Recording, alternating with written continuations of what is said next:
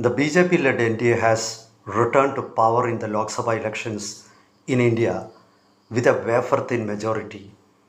In the 542-member Lok Sabha, the coalition is likely to end up with less than 300 seats in place of around 350 seats they got last time.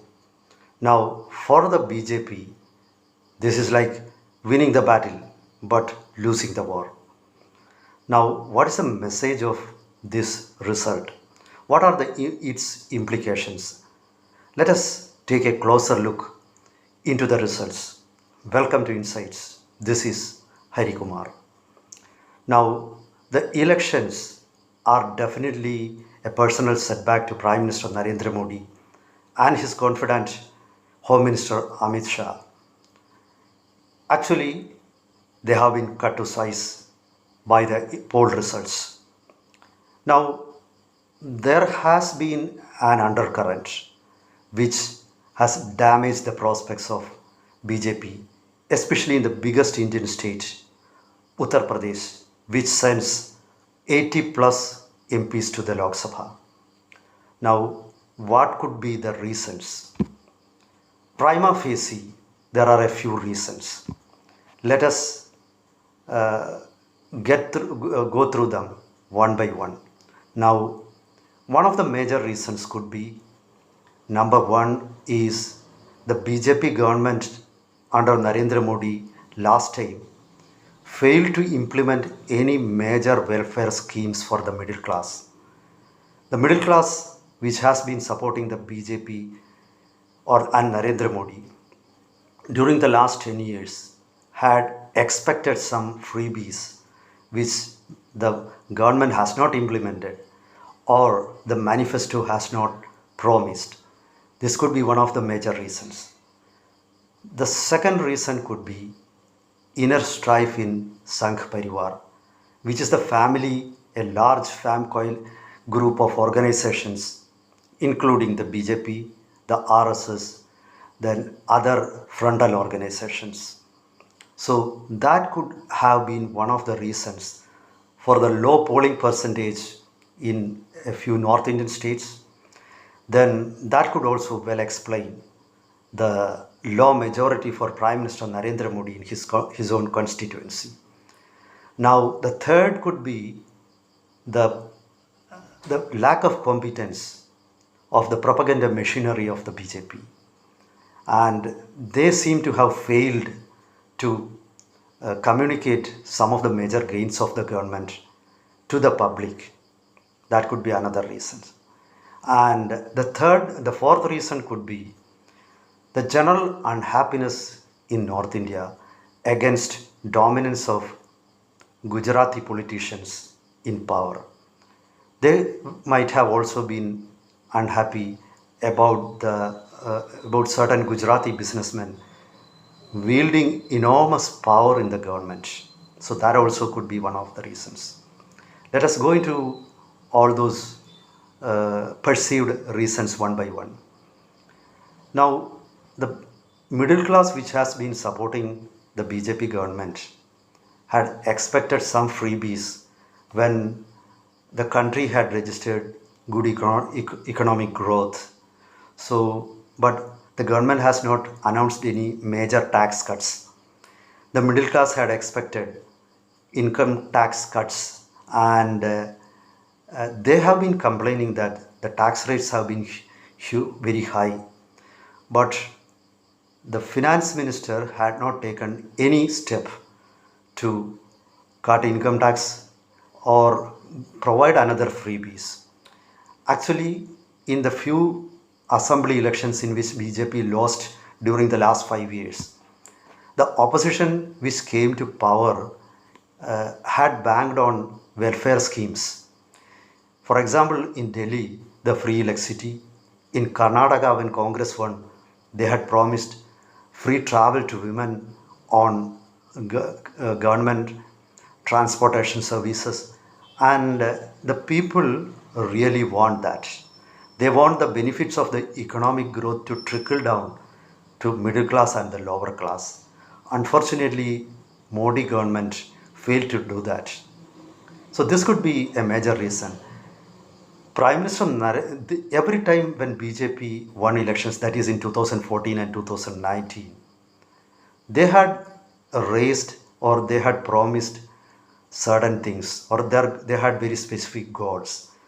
In 2014, they promised a Ram temple, or in 2019, they spoke about abrogating Article 370. And actually, the government had met all those promises. But this time, the BJP didn't promise, the agenda was not very clear. The BJP was thinking that a few campaign blitzkrieg of Prime Minister Narendra Modi was enough to win votes. So that didn't work actually. The BJP needs to have a clear manifesto, and the Prime Minister should have given promises or something to hope for the middle class and the lower class. That was not there. And among farming communities in North India, there were many complaints. So even the last few farmers' strikes might have done BJP, might have dented the influence of BJP in many parts of North India, and especially among certain castes like Jats and Yadavas. The BJP has failed to make any inroads or influence. This is what the research says. For example, in Rajasthan and Uttar Pradesh, where Jat and Yadava communities have got major influences, the BJP has not fared excellently, or actually, they have fared poorly. So, this could be one of the reasons why the BJP failed uh, to gain a clear majority on its own, as during the previous elections. Of course, Jats and Yadavas have not voted BJP in the last elections also, but BJP has been able to build a coalition of other castes and gain their and compensate for the loss of influence among major communities. But it seems that this time it has not worked. In Uttar Pradesh, especially, the Samajwadi Party, which is the political party of Yadavas, has been very particular to co-opt other castes also into their fold. And it seems they have succeeded this time. Now, that is one reason. Now, let us check about the internal strife of Sangh Parivar. There seems to have, there, it seems there has been some difference of opinion between Prime Minister Narendra Modi and the team of Mr. Modi and Amit Shah and Yogi Adityanath. Now, there have been reports that Mr. Yogi Adityanath had given a list of 35 candidates for the elections, which was not accepted by Mr. Narendra Modi and Amit Shah. So, it seems he was irked by the total dismissal or total negative response from Modi Amit Shah team. There have been many reports that RSS was not very happy with the Narendra Modi government. Recently, when BJP President JP Nadda made a statement that now BJP has grown and it can stand on its own legs and doesn't need the help of RSS. There have been interpretations that this was an open reflection or a statement which reflected the lack of good relations or difference of opinion between the two organizations. But supporters of the BJP said it just meant that BJP has developed itself as a major political party, and RSS did not need to waste their time in politics and they can go forward with their social work. So now, in the light of election results, it seems that there was some difference of opinion between the parent organization and BJP, and this could be the reason why polling percentage fell in many constituencies in Uttar Pradesh which might have affected the prospects of many BJP candidates. Now, let us check about the propaganda machinery of the BJP. Actually, the BJP government had fared good. They had fared well on certain aspects. For example, when the whole world was hit by uh, COVID pandemic, the BJP government has been able to contain it in India, and the country had developed its own vaccines. It had ensured vaccines to 140 crore people, which is no mean achievement. But it is doubtful whether BJP's propaganda machinery has been able to convey this to the population. The public needs to be reminded every time because they tend to forget. Similarly, when the whole world was reeling under economic crisis, the India has been an island of hope, and even IMF and the World Bank had accepted this.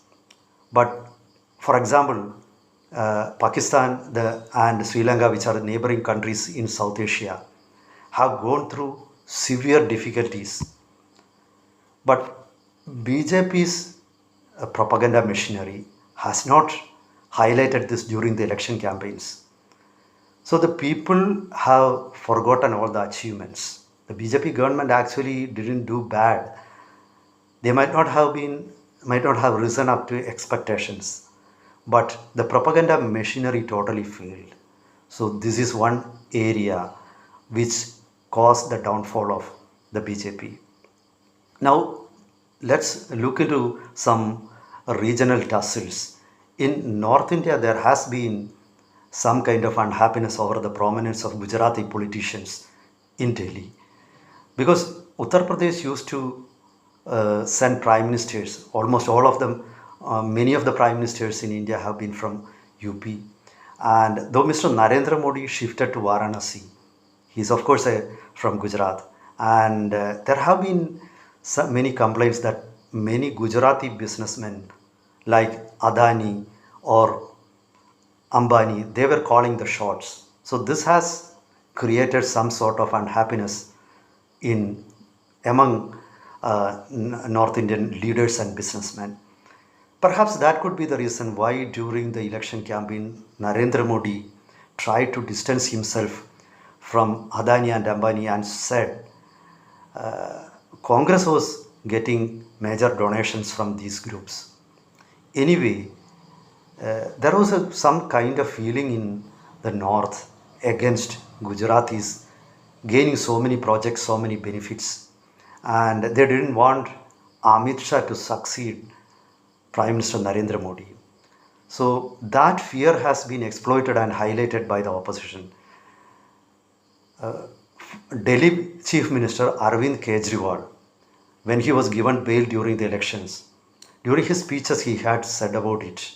So he had tried to incite certain kind of unrest among North Indians about the newfound prominence of Gujaratis in the Delhi administration, and they becoming all powerful. Perhaps that could also might have given rise to some kind of antagonism or opposition in Uttar Pradesh.